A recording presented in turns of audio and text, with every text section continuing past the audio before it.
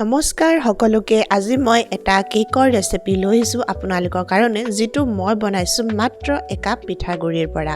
আৰু খাবলৈ যে ইমান বেছি ভাল হৈছিল মই হচ্ছাকে ভবা নাছিলো একেবাৰে সহজ আৰু ইয়াত কোনো ধৰণৰ মই কণী ব্যৱহাৰ কৰা নাই আৰু ৰিফাইন তেল দিয়া নাই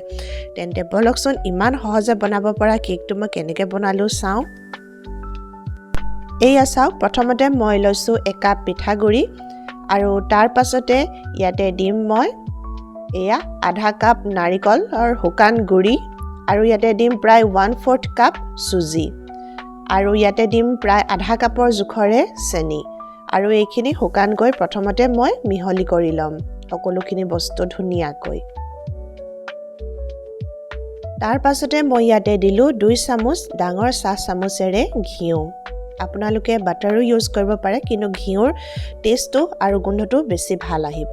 আৰু প্ৰথমতে মই সকলোখিনি এনেদৰে হুকানকৈ মিহলি কৰি লম এতিয়া মই ইয়াতে দিম অলপকৈ এয়া অলপমান কুহুমীয়া গৰম পানীৰ ঠাইত গাখীৰৰো ব্যৱহাৰ কৰিব পাৰি আৰু এনেদৰে পানী দিয়াৰ পাছত পানীটো জোখ নাই বাৰু এনেকৈ অলপকৈ দি মই সকলোখিনি ধুনিয়াকৈ মিহলি কৰি লম আৰু এয়া চাওক আমাৰ গুটেখিনি ইনগ্ৰেডিয়েন্ট ধুনিয়াকৈ মিহলি হৈ গল আৰু কিন্তু অলপ ডাঠ হৈ আছে হেকাৰণে মই আৰু অকমান পানী ইয়াতে দি দিছো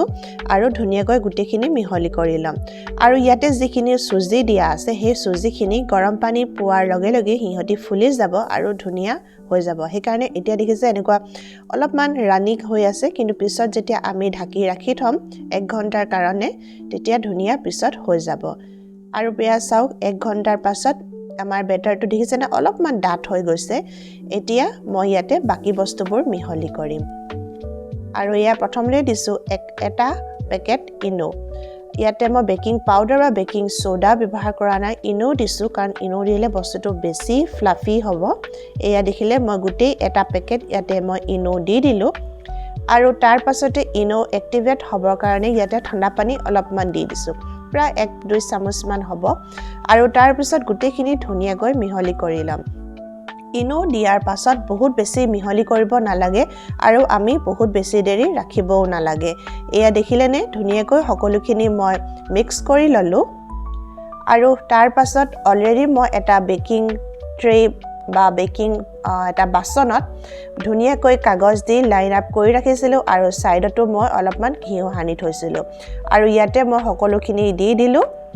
আৰু আপোনালোকে দেখিছে প্ৰায় আধাতকৈ বেছি বাসনটো ওপৰলৈ হৈ গৈছে কিন্তু চিন্তা কৰিব নালাগে এই কেকটো ইমান বেছি নুফুলে সেইকাৰণে হৈ যাব আৰু আনফালে মই এটা ডাঙৰ বাসনত পানী গৰম কৰি ৰাখি থৈছিলো আৰু তাতে এই কেক বেটাৰটো ভৰাই দিলো আৰু প্ৰায় আধা ঘণ্টাৰ পৰা 45 মিনিটৰ পাছত এয়া আজি আমাৰ পিঠাগুৰিৰ কেকটো ৰেডি হৈ গল খাবলৈ বিৰাতে বেছি ভাল হ'ল হসাকৈ আৰু যেতিয়া সম্পূৰ্ণ ঠাণ্ডা হৈ গল এতিয়া মই কাটিব লৈছো লাহেকৈ সাইডটো মই আগতেও ঘিউ লগাই ৰাখিছিলো হেকাৰণে লাগি ধৰাৰটো বাৰু চিন্তা নাই কিন্তু হলেও লাহেকৈ কটাৰীখনেৰে সাইডত অলপমান ঢিলা কৰি দিছো যাতে অকনো দিগদাৰ নোহোৱাকৈ কেকটো আমাৰ উলাই আহে আৰু এয়া চাওক ধুনিয়াকৈ আমাৰ কেকটো উলাই আহিলে এয়া তলটো অলপমান মোৰ পানী ভাপ সোমাই গৈছিলে হেকাৰণে অলপমান তিতা যেন হৈ আছে কিন্তু একো নাই খাবলৈ বহুতে বেছি ভাল আছিল আৰু আহক এয়া লাহেকৈ এবাৰ কাটি চাও আপোনালোকে দেখিছেনে কটাৰীখন ভৰাই দিয়াৰ লগে লগে কিমান যে ফ্লাফি আৰু সফট হৈছে হসাকৈ নাৰিকল দিয়াৰ কাৰণে এই কেকটো বিৰাতে বেছি খাবলৈ সোৱাদ লগা হৈছিল আৰু আজিৰ এই কেকৰ ৰেচিপিটো কেনে লাগিলে আপোনালোকৰ প্লিজ কবলে মোক নাপাহৰিব আৰু আপোনালোকে এবাৰ বনাই চাহৰ লগত যে জুতি লব হেতু মই আশা কৰিলো তেন্তে আজিলৈ আহিছো